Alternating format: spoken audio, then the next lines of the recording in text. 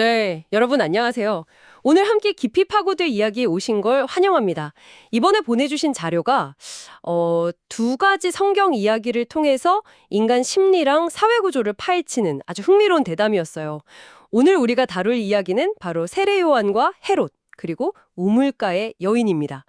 이 수천 년 전 이야기들이 그냥 오래된 종교 경전이 아니라 오늘날 우리에게 뭐 권력의 속성이라든지 우리 안의 양심, 또 건강한 공동체란 뭔지 이런 것들에 대해 어떤 통찰을 주는지 한번 제대로 들여다보려고 합니다. 네, 이 두 이야기는 정말 동전의 양면처럼 완벽한 대조를 이루고 있어요.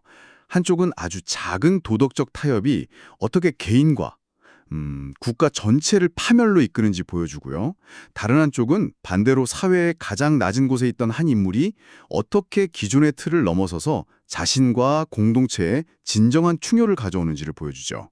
그 안에 숨겨진 패턴을 따라가 보면 굉장히 흥미로울 겁니다. 좋습니다. 그럼 첫 번째 이야기, 세례 요한과 헤롯부터 시작해 볼까요? 이야기는 헤롯 왕이 자기 동생 아내였던 헤로디아랑 결혼을 하잖아요. 그걸 세례 요한이 정면으로 비판하면서 시작되죠. 그건 옳지 않다. 사실 이거 구약 시대부터 쭉 내려온 되게 익숙한 구도 아닌가요?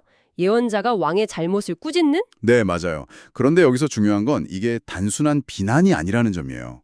자료에서는 이걸 양심의 목소리로서의 경고라고 분석하거든요. 왕이시여, 지금 가시는 그 길이 당신뿐만 아니라 우리 공동체 전체를 파멸로 이끌고 있습니다 하는 절박한 외침인 거죠. 예언자의 역할은 통치자를 공격하는 게 아니라 그가 파멸로 가는 걸 막기려는 마지막 브레이크 같은 거예요. 아니 근데 여기서 헤롯의 태도가 정말 이해하기가 좀 어려워요. 한편으로는 요한 말 때문에 괴로워하면서 다른 한편으로는 또 그 말을 듣는 걸 즐겼다고 하고 심지어 아내한테서 보호까지 해줬다고 하잖아요. 보통 싫은 소리는 피하고 싶은 게 사람 심리인데 이게 도대체 무슨 마음일까요? 아, 바로 그 지점이 이 이야기의 핵심입니다. 정말 예리한 질문인데요. 자료에서는 이 모순적인 심리를 비밀스러운 헤롯 현상이라고 부르더라고요. 그리고 이걸 절멍이 아니라 오히려 희만의 신호로 해석합니다. 우리도 비슷할 때가 있잖아요.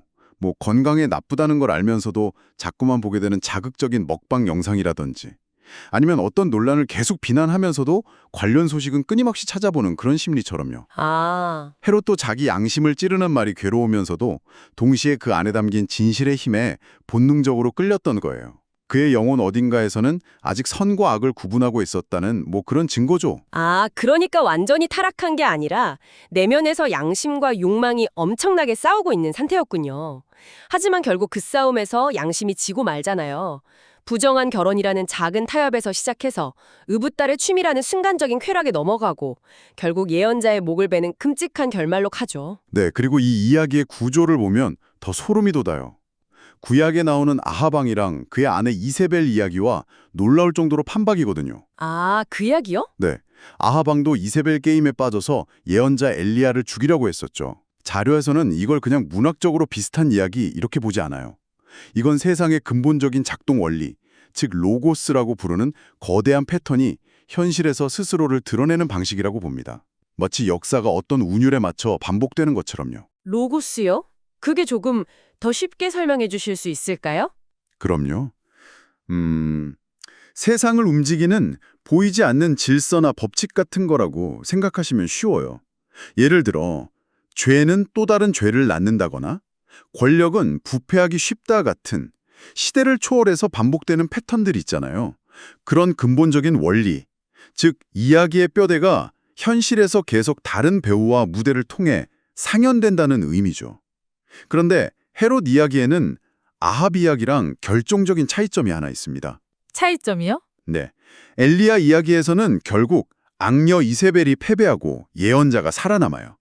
그런데 헤롯 이야기에서는 이세벨 역할을 하는 헤로디아가 승리하고 예언자는 죽음을 맞이하죠.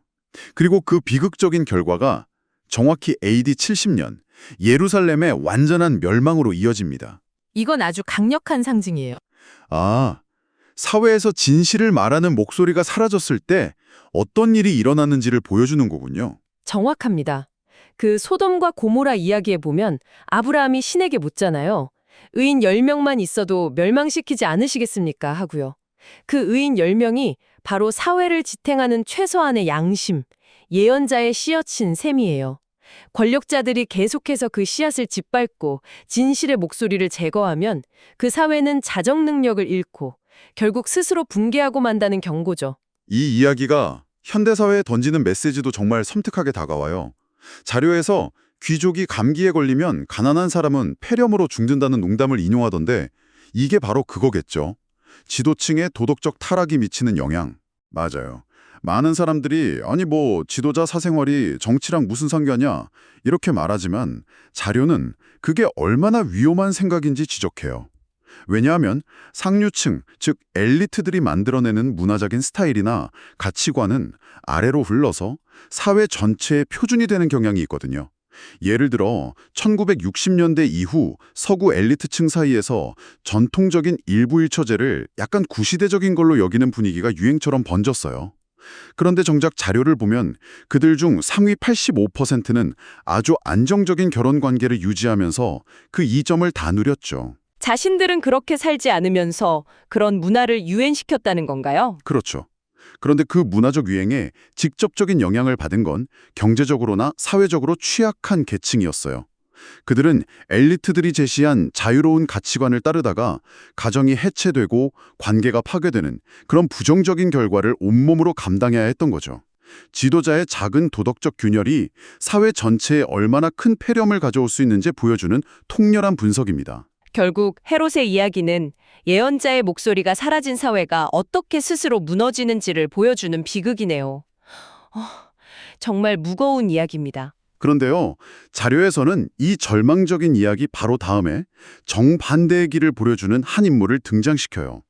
사회 가장자리로 밀려나 아무도 귀 기울여주지 않던 한 여성이 어떻게 공동체 전체의 생명을 불어넣는 중심이 되는지, 바로 우물가의 여인 이야기에서 그 해답을 찾아볼 수 있습니다. 분위기가 완전히 바뀌네요.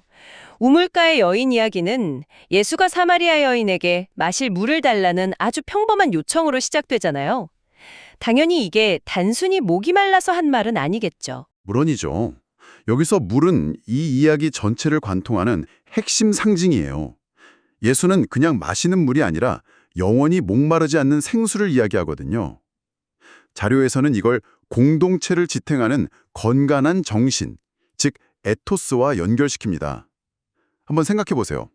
아무리 수자원이 풍부한 곳이라도 그 사회 구성원들이 서로를 속이고 이기적이면 안정적인 수도 시스템을 만들고 유지할 수 있을까요?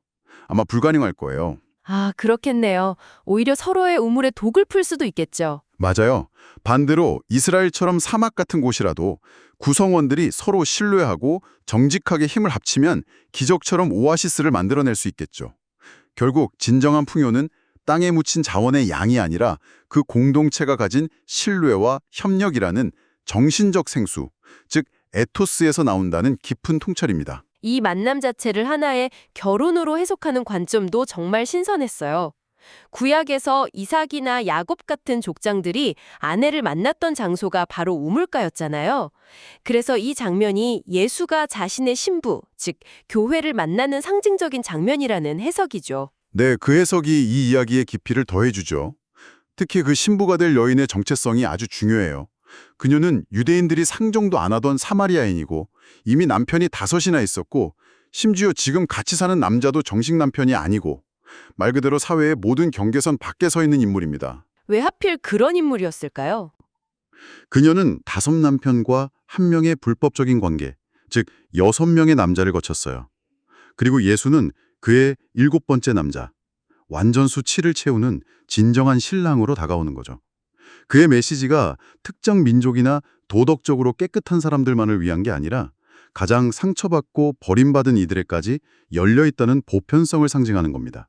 근데 자료를 보면 이 구절에 대한 해석이 조금씩 갈리는 것 같았어요. 한편에서는 구원은 유대인에게서 난다는 예수의 말을 강조하면서 유대 전통의 중요성을 이야기하고, 다른 한편에서는 이 여인처럼 전통을 넘어서야만 진짜 생수를 얻을 수 있다고 하고요. 이 둘은 좀 모순되는 거 아닌가요? 좋은 지적입니다. 언뜻 보면 모순 같지만 사실은 서로를 보완하는 해석들이에요. 예수는 분명 구원은 유대인에게서 난다고 말하면서 기존의 질서와 역사를 인정해요. 하지만 바로 그 직후에 이제는 예루살렘 성전도, 사마리아의 그리심산도 아닌 영과 진리로 예배할 때가 온다고 선언하죠. 이건 기존의 질서를 존중하되 그걸 넘어서는 더 높은 차원의 보편적인 진리를 제시하는 거예요. 중요한 건 더 이상 특정 장소나 혈통, 형식이 아니라 내면의 진실한 믿음으로의 전환이라는 거죠. 아, 그러니까 전통을 완전히 부정하는 게 아니라 그 전통을 발판 삼아서 더 넓은 세계로 나아간다는 의미군요. 이 여인이 매일 우물에 오는 행동을 중독에 비유한 해석도 기억에 남아요. 결코 채워지지 않는 갈증을 해소하기 위해 반복하는 행위라는 거죠. 맞아요. 자료에서는 우리가 신 대신에 섬기는 네 가지 대체제로 부, 쾌락, 권력, 명예를 꼽거든요. 이 여인이 남자를 계속 바꿨던 것처럼 우리도 이런 것들을 통해 삶의 갈증을 채우려 하지만 마시면 마실수록 더 목이 마를 뿐이죠. 마치 짠물을 마시는 것처럼요. 여인이 매일 정오, 가장 뜨거운 시간에 사람들을 피해 물을 기르러 왔던 것도 그녀의 내면적 갈증과 수치심을 보여주는 장치고요. 그러다가 예수와 대화를 나눈 뒤에 물동이를 버려두고 마을로 달려가잖아요. 그 장면이 바로 그 중독의 사슬을 끊어내는 해방의 순간이라는 해석이 정말 강렬했습니다. 바로 그 장면이 클라이맥스죠.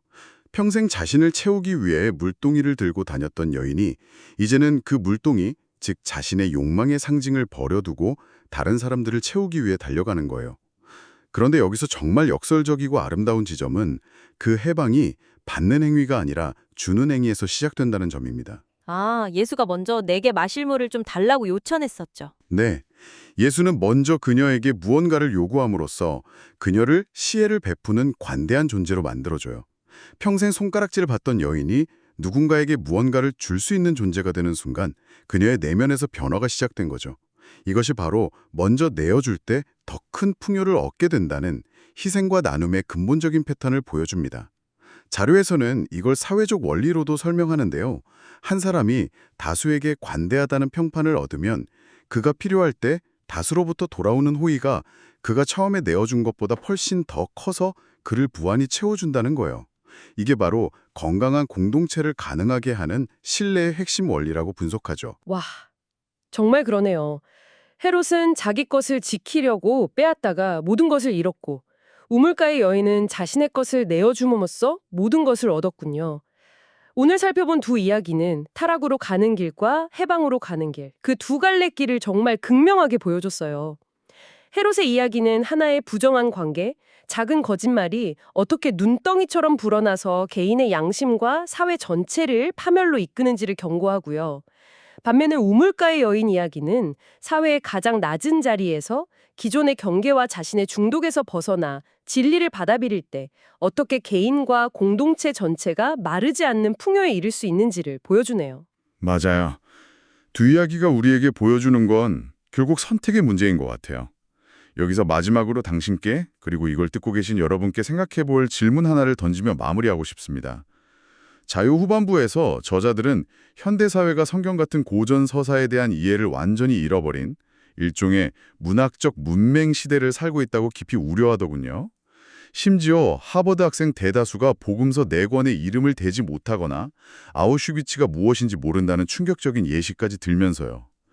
만약 오늘 우리가 나눈 이런 이야기들 속에 담긴 인간 행동의 근본적인 패턴과 상징, 그 로고스를 우리가 더 이상 해독하지 못하게 된다면 우리는 헤롯이 저질렀던 실수를 똑같이 반복할 수밖에 없는 운명에 처하게 되는 것은 아닐까요? 이 질문에 대한 여러분의 생각은 어떠신가요?